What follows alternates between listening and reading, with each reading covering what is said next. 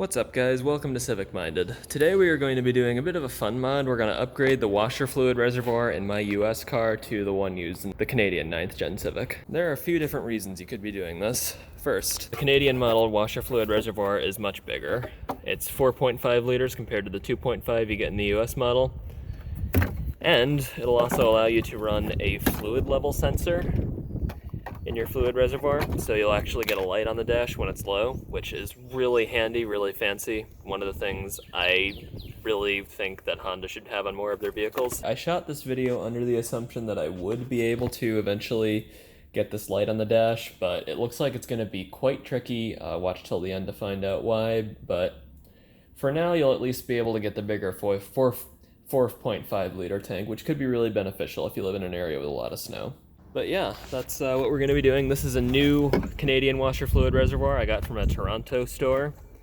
This sensor and this grommet that go around the sensor, you can actually get these from a US dealer because they're used in the Ridge line, and probably some others that I don't know off the top of my head. The fluid reservoir was around $47 US with shipping from Canada. This sensor new from Honda Parts Now is around $21, and this grommet is around $8. If you get it locally, it'll probably be a bit more than that, but you can get these things locally if you so desire. We're gonna start today's work by opening the door, well, to disable the alarm, but also to pop the hood, because we're gonna need to take the bumper off for this. And if your vehicle is equipped with fog lights, or you're in the hybrid with no modifications and you got DRLs down there, you're going to want to unplug those first. And if you saw my video on how to replace these fog light bulbs, you'll know it's not all that tricky. You can simply pry that little clip out, and then there's a 10mm bolt somewhere under here. I'm probably not seeing on camera. I can't see through the camera right now, so I don't see it, but there's a 10mm bolt you loosen, remove the splash guard, unplug the bulb. The hybrid DRLs will obviously have a different type of connector, but it's the same idea. So once those are out, which the bolt is really easy to find, it's the closest to the front. And actually, if you're taking the bumper off, you have to take those out anyway. Next thing we want to do is we want to start removing, hold on. We want to get this top plastic cover off, and it's held on by 1, 2, 3, 4, 5, 6, 7, 8 of those plastic clips and 2 Allen bolts. I'll let you know the size in a minute here. 5mm is the size you want to take these out, and they just screw out like so, and the rest of these you can get with a pry tool. With all those out, you're kind of gonna have to pull the grill towards you and lift the hood release, but this should come out pretty easily. Should be pretty obvious. You can see the horn there, which I'm gonna upgrade as well. Set that aside. And now let's move to the bottom of the car. Down here we need to remove 6 bolts. We have this one with the little flange, and this entire row of 4 behind it. And then there's another one with a flange on the other side. Just use a pry tool for that, and if you didn't remove your 10mm bolt end clip on the side of the bumper, do that as well. Lastly, there are 2 Phillips head screws, one on each fender. You can see it under there. It's the round thing. Just a regular Phillips head. Unscrew those, and then we're ready to take the bumper off. So to start taking the bumper off, I'm gonna need 2 hands for this for sure, but to start taking it off, we can simply lift up here. You notice that a piece is broken there. That's because I forgot to remove those screws the first time I took this bumper off. There's just a bunch of, the only thing holding it in now are a bunch of clips along the entire thing. Just take that out and very carefully lower it onto the ground. If you want, you can balance it on your front license plate bracket if you're so equipped. That's probably what I'm going to do, or I may just set it down flat. But yeah, just pull the entire thing off, set it down gently. The passenger side reveals this. This is the washer fluid reservoir, the old one. You see there's no bulge here where it would be on the Canadian version. And to get access to the bolts holding it in, we got to take the headlight out. There's 3 bolts holding it on. There's 1, 2, and then a deep one that you're going to need an extension for through this little access port here. Maybe you can see that, but hopefully you can see that. I can't see that, but take that off, and then I'll figure out how to get the rest of these bolts off. There should be 3 or 4, maybe 4. I almost forgot, you're gonna have to remove this crash bar before your headlights come out, or the styrofoam crash pad, I guess it's called. It just pops out like that.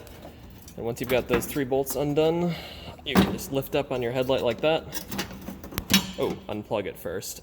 These are aftermarket headlights. They're gonna have different connectors than yours, but it should be pretty obvious how to unplug these. So just do that and then take your headlight out, store it somewhere safe. I think the next thing that needs to come out, well, we have a bit more room here, as you can see, but I think the next thing that needs to come out is this filler neck, which we're gonna be reusing. There's another one of those black plastic clips in here. Mine kind of came out when I pulled it, but I'm thinking we should be able to just lift this and it'll come out. I'll do that with 2 hands, but here's that clip. It's a slightly different design from what was holding the bumper on, but you should be able to get a pry tool in there, or a screwdriver maybe, get it out. You pretty much just have to yank that out. There's a grommet on the bottom that needs to come out as well. Well, it doesn't need to, but it's easier if it does, because we're going to be reusing this. But that should fit on this new tank.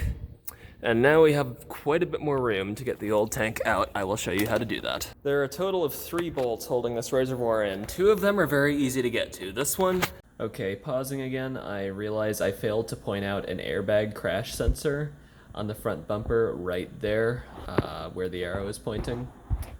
It's not a huge problem when taking the bumper off, but if you're taking a washer fluid reservoir out, be careful not to hit it. You don't want to deploy an airbag.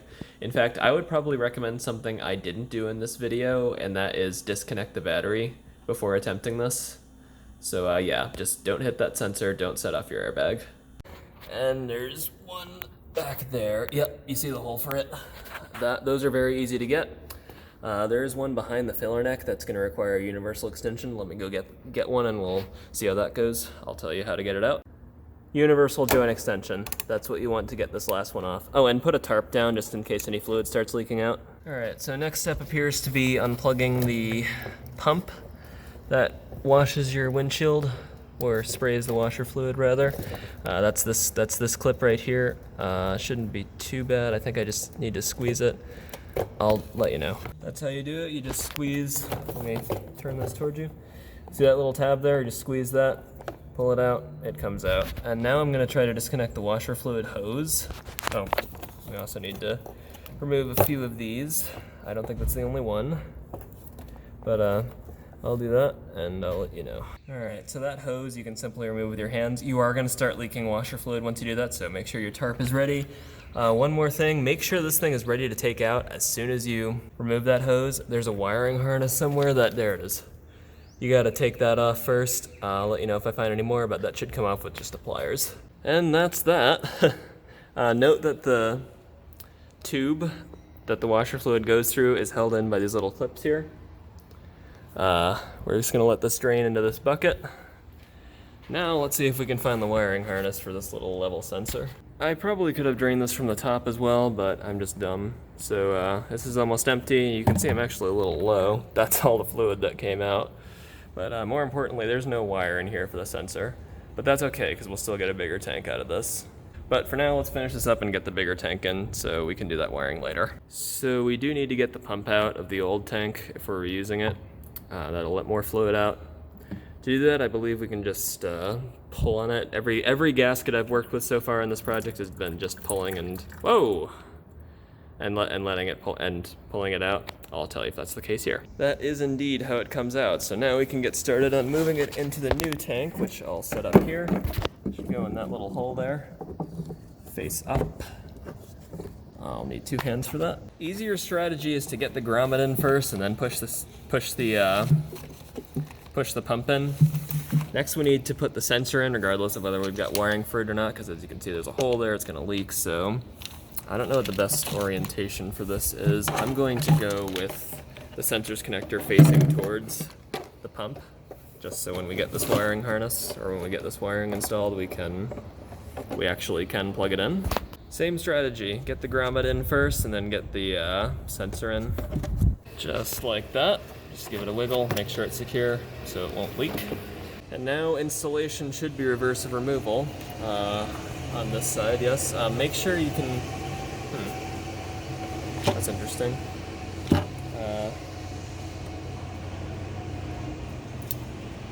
Make sure you can get, yeah, see this channel here?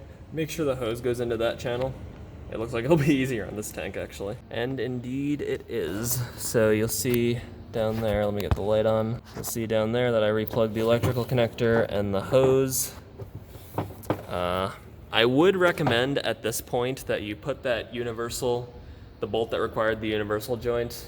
You reinstall the filler neck, you add the old fluid, and then you just test it. Just make sure it still works and there are no leaks. I will do that now. Much easier said than done. That bolt is so hard to get in, and getting that gasket in is a pain as well. So I think your best bet is to get the other 2 bolts started and then try to get that one with the universal socket. And for the gasket, you really need like a dental pick or a pry tool to try and nudge it in there. And I would say put it on the filler neck first and then try to get it into the reservoir. So yeah. Okay, the winning strategy for this is to get the gasket into the reservoir first, turn the filler neck as you're trying to get it in, and just push it down in. That seemed to work fine. It looks like it seated well, so. And I also tested it, there's no leaks. So let's get this back together, shall we? And here's what we're left with. Everything goes back pretty much exactly as you'd expect it to. We now have a 4.5 liter washer fluid tank in an American or United States Civic.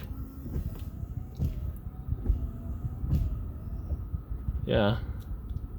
So I am actually low on fluid, and if I could get the wiring I wanted to working, I would have the indication in my dash right there. All right, well, it has now been about a week. I'm currently scanning the car. I'll tell you in a minute why.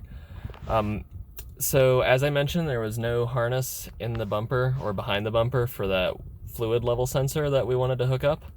I found out from buying a factory service manual that, well, from what I interpret, the wire that sensor goes to terminates in the instrument cluster at pin number 11 to be specific. I just pulled the instrument cluster, that set a check engine light because I accidentally turned the car on while the instrument cluster was disconnected, but we're working on clearing that now. But as it turns out, the cluster doesn't have when I grounded that pin, I didn't see the washer fluid light. And there was also, under normal conditions, there's supposed to be 5 volts there. There wasn't. And there was also, closer examination revealed that there was no light where the washer fluid indicator would be. So it's gonna take some work. It's possible that maybe there are some jumpers in there that I just need to add to get that feature to work. If I ever have this out again, which I probably will soon, I'll take a closer look. But yeah, so for now you can either replace your fluid reservoir if it's bad or add the bigger one. And in a future video, we'll hopefully be adding that warning light so we can get something cool and fancy. If you have any questions, feel free to shoot me a direct message. Leave a comment, and as always, drive safe, have fun, drive fun too, why else are you driving? And I will see you in the next one.